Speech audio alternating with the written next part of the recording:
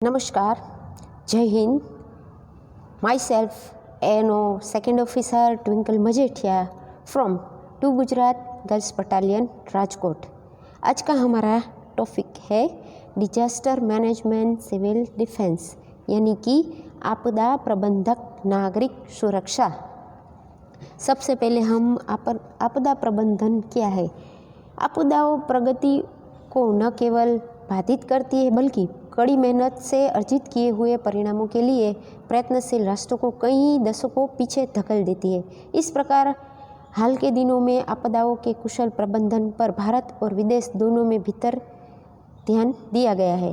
राष्ट्रीय आपदा प्रबंधन प्राधिकरण 23 दिसंबर 2005 को भारत सरकार ने भारत के आपदा प्रबंधन अधिनियम को अधिनियमित करके एक निर्णायक कदम उठाया, जिसमें प्रधानमंत्री की अध्यक्षता में राष्ट्रीय आपदा प्रबंधन अधिकरण के गठन की परिकल्पना की गई थी।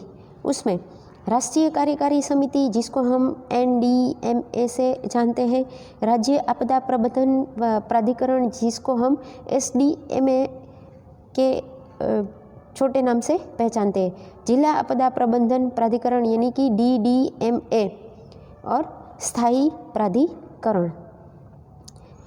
प्राधिकरण। इस नीति के तहत स्थायी प्राधिकरण में पंचायती राज संस्थाएं, नगर पालिकाएं, जिलाएं और छावनी बोर्ड और टाउन प्लानिंग प्राधिकरण आदि शामिल होते हैं, जो नागरिक सेवाओं को आवश्यक सूचना अनुसार नियंत्रित करते हैं। ये निकाय आपदाओं के प्रबंधन, आपदा प्रभावित क्षेत्रों में राहत, पुनर्वास और पुनर्निर्माण की गतिविधियों को अंजाम देने के लिए अपने अधिकारियों और कर्मचारियों की व्यवस्था सुनिश्चित करेंगे और NDMA, SDMA और DDMA के दिशा निर्देश के अनुरूप योजनाएं तैयार करेंगे। राष्ट्रीय आपदा प्रतिक्रिया बल प्राकृतिक और विशिष्ट मानव निर्मित आपदा की स्थिति या आपदा स्थिति के प्रति विशेष प्रतिक्रिया के उद्देश्य से इस अधिनियम में राष्ट्रीय आपदा प्रतिक्रिया बल के गठन को अनिवार्य किया गया है। इस बल के नियंत्रण हेतु एक अधिकारी महानिर्देशक NDRF के रूप में केंद्र सरकार द्वारा नियुक्त किया जाएगा। यह दल महानिर्देशक NDRF के आदेश और दिशा निर्देश के अनुसार कार्य करेगा। राष्ट्रीय आपदा प्रतिक्रिया बल वर्तमान समय में NDRF में 12 बटालियन शामिल है और आवश्यकता अनुसार विस्तार पर विचार किया जा सकता है।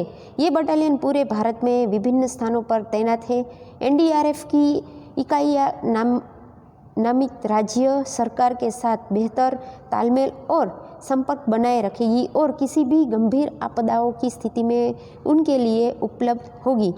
जहां प्राकृतिक आपदाओं की हैंडलिंग चक्कर की समी बटालियनों के पास है, वहीं रासायनिक, जैविक, रेडियोलॉजिक और परमाणु आपदा स्थितियों के उत्पन्न स्थितियों का जवाब देने के लिए 4 बटालियनों को आधुनिक उपकरणों से लैस किया जाएगा और ट्रेनिंग दी जाएगी। NDRF की इकाई राज्य सरकारों द्वारा चिन्हित सभी हितधारकों के अपने अपने स्थानों पर बेसिक ट्रेनिंग भी देंगी। आपदा प्रबंधन के अंदर आपदा की परिभाषा।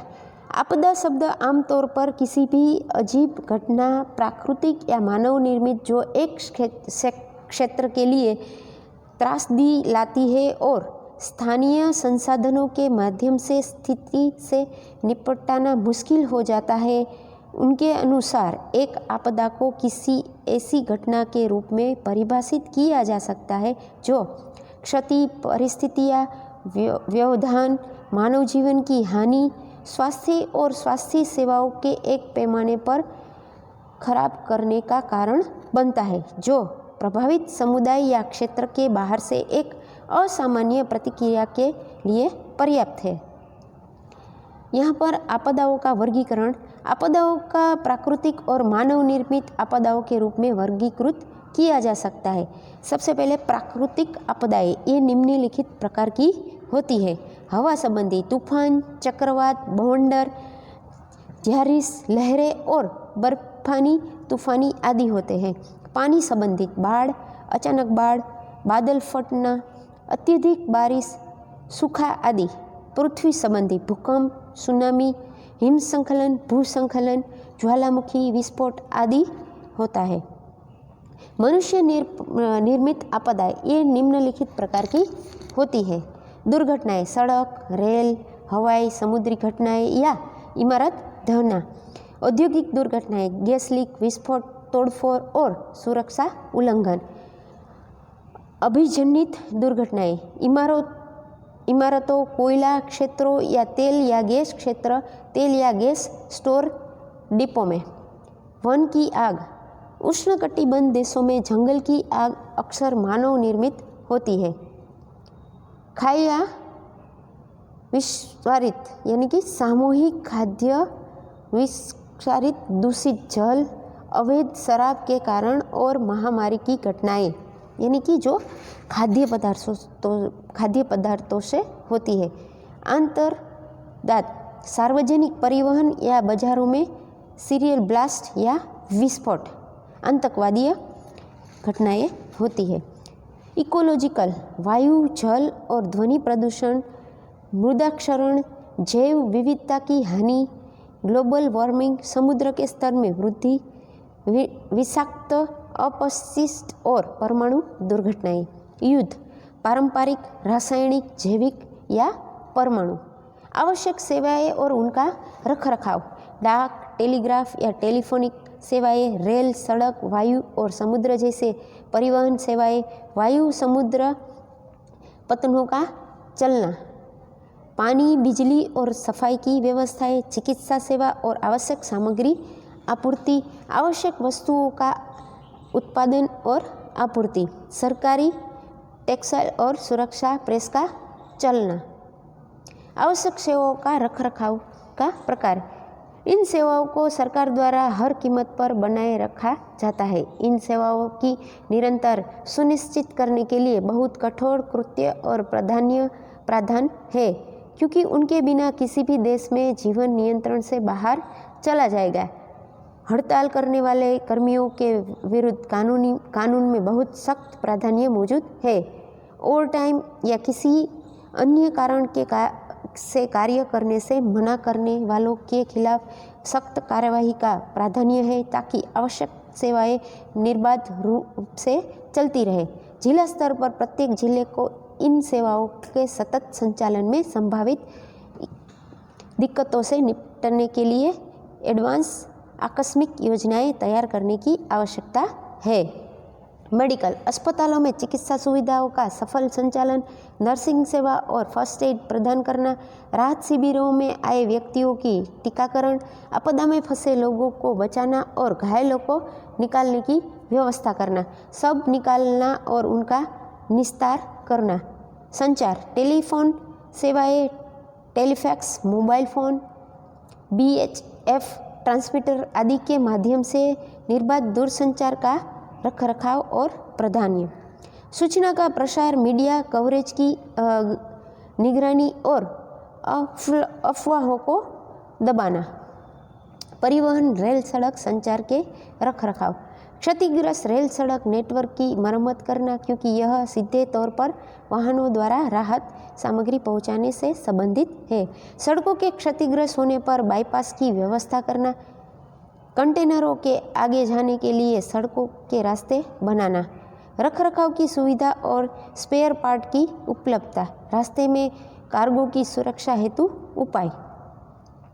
बुनियादी ढांचा, सड़कों और पुलों, संचारवाणी और बिजली की आपूर्ति, सीवरेज और आवश्यक भवनों जैसे स्कूल, कॉलेज और स्वास्थ्य केंद्रों के बुनियादी ढांचे को पुनर्निर्माण या तो मरम्मत किए जाने की आवश्यकता हो सकती है।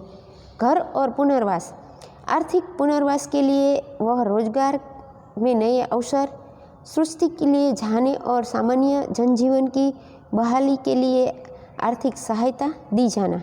विविध, सैन्य, अर्धसैनिक और पुलिस सहायक का प्राधान्य, नियंत्रण कक्ष की शीघ्र स्थापना और कम समय में मानव संसाधनों में भौतिक संसाधनों की तैनाती। नागरिक सुरक्षा सेवा और उनके कर्तव्य। नागरिक सुरक्षा कोर में निम्नलिखित 12 सेवाएं जिनमें स्वयंसेवकों को ट्रेन किया जाता है। मुख्यालय सेवाएं, वार्डन की सेवा, अग्निशामक सेवा, घायल सेवाएं, संचार सेवाएं, राहत बचाव सेवाएं, कल्याणकारी सेवाएं, डेपो और परिवहन सेवाएं, निस्तरण सेवाएं, सब निस्तरण सेवाएं, आपूर्ति सेवाएं, मरम्मत और विध्वंस सेवाएं। नागरिक सुरक्षा सेवा और उनके कर्तव्यों में मुख्यालय सेवा, यह सेवा नागरिक सुरक्षा नियंत्रण में है। वार्डन की सेवा, यह जनता और अधिकारियों के बीच की कड़ी है। यह स्वयं सहायता समूहों, अग्निशामक दल की व्यवस्था हेतु उत्तरदायी है और बिजली व्यवस्था के नुकसान में बेघर लोगों की सहायता करता है। अग्निशामक सेवा, ये छोटी जगहों में लगी हुई आग का पता लगाकर सहायक करते हैं। घायल की मदद, इस सेवा की कार्य है मौके पर प्राथमिक उपचार किया, कम दूरी के लिए घायलों को ट्रांसपोर्टेशन प्रदान करना, घायलों को इलाज के लिए भेजना। संचार सेवाएं, यह सेवाएं नामांकित कार्यों के लिए उत्तरदायी है। हवाई हमले की चेतावनी की जानकारी देना और प्रसार करना, तालमेल और नियंत्रण सुविधाओं की व्यवस्था करना। वार्डन पदों कंट्रोल रूम के बीच संदेशवाहक या टेलीफोन आदि का माध्यम से संचार की व्यवस्था के लिए। बचाव सेवाएं, इनका कर्तव्य घायलों और कर्मियों को बचाना है। कल्याणकारी सेवाएं, लापता और मृत व्यक्ति के बारे में जानकारी देना, आश्रय, भोजन, कपड़े इत्यादि प्रदान करना और संवेदनशील क्षेत्रों से निकालने की व्यवस्था करना। डिपो और परिवहन सेवाएं, यह सेवाएं घटनास्थल पर समय समय पर आवश्यक परिवहन प्रदान करने के लिए उत्तरदायी है। वितरण सेवाएं, यह सेवाएं क्षतिग्रस्त संपत्ति को यथासंभव बचाने और उसे सुरक्षित रखने के लिए उत्तरदायी है। शव निपटान सेवा, यह सेवा शवों को संग्रह, पहचान और निपटान के लिए उत्तरदायी है। आपूर्ति सेवा, यह सेवा नागरिक सुरक्षा सेवाओं के लिए आवश्यक उपकरणों की व्यवस्था और खरीद और जरूरत के समय उपकरणों के उचित भंडार और तुरंत वितरण के लिए उत्तरदायी है। मरम्मत और विध्वंस सेवाएं, उपयुक्त सेवाओं के अलावा नागरिक सुरक्षा संगठन के मरम्मत और विध्वंस दल बनाने और शहर में सक्रिय उपयुक्त मौजूद एनजीओ के माध्यम से जानवरों की देखभाल के लिए उत्तरदायी है।